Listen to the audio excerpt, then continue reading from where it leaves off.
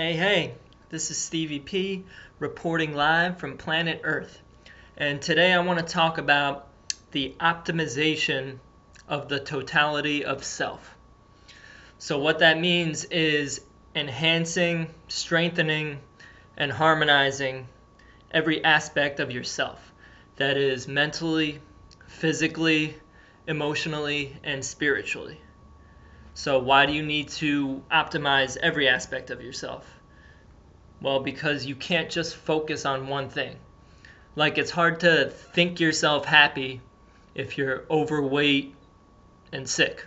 It's a complete uphill battle in that scenario.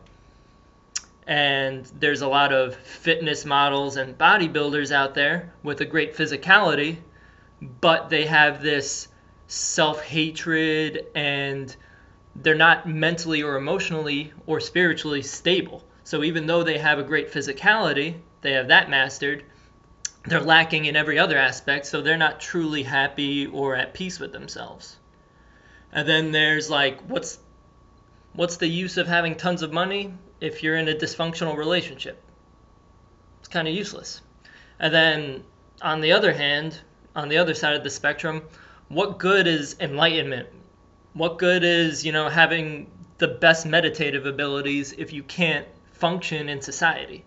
Like, you need money to survive in most places.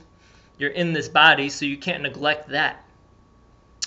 And what I've noticed with the most successful teachers and experts out there is that even though some of them specify in some of these things, they attack the person as a whole, as a comprehensive being.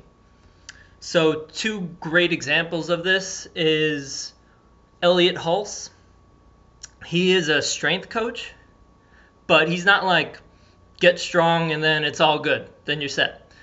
No, he approaches it not only from the physical level, but he incorporates mental aspects of it, ways to be emotionally grounded, and a lot of spiritual aspects as well. Like, he talks about it all. He goes into all of those subjects, not only strength. And then another example is Ramit Sethi, he's a personal finance expert. But then again, he's not like get money and then everything's all good and then you're happy. No, he approaches it from a psychological standpoint as well. So he takes care of the mental and emotional that way. And then he attacks it spiritually by providing people with a sense of empowerment.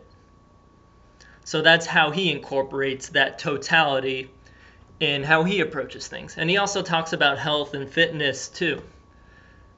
So both of them, they're very successful at what they do because they incorporate everything. They address people as an entire being, not one microcosm of it. And what got me thinking about this subject was Reiki. So, as some of you might know, I'm a level 2 Reiki practitioner. So I was thinking, let me explain what Reiki is. It's energy healing through the hands. So, it undoubtedly works. Like, you could feel the energy if you have a session done or if you get attuned to it. But it works, but not long term for some people because it's providing that initial boost. But then if that person falls back into their same patterns, their same mental patterns, dysfunctional emotional patterns, and all of that, if they fall back into the same patterns, they're going to bring themselves down back to that energetic level that they started at. So it's like a boost. A metaphor that I just came up with is that it's like in those obstacle courses when you boost someone up to a high wall. Yeah, you get boosted up, but the person that gets boosted up still needs to grab onto the wall and climb over themselves. So what most people do is they'll get these boosts, whether it's from a personal trainer, a healer, or whatever. They'll get the boost, and then they'll just sit there and not reach or grab it for themselves. So they'll just fall back down. So after getting these boosts, you need to empower yourselves and you need to carry yourself forward after that. So the point of all this is to optimize yourself, because that's how to achieve what we all really want in life. And what do we all really want? Well, two things. We want meaning. Everyone is searching for meaning in life. Everyone is searching for a purpose, and it's going to be different for everyone. The meaning of life is the definition you give it. So once you find some sort of meaning, you feel fulfilled.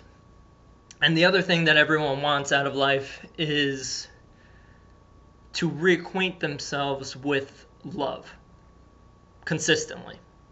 And that comes in all forms, whether it's peace, happiness, joy, bliss, ecstasy, or fulfillment. Everyone is constantly searching to reacquaint themselves with that infinite, unconditional love. So that's the name of the game. You got to optimize the totality of self to get what you want out of life, and to help you get what you want out of life. May all the dreams and desires of your heart come true. Peace.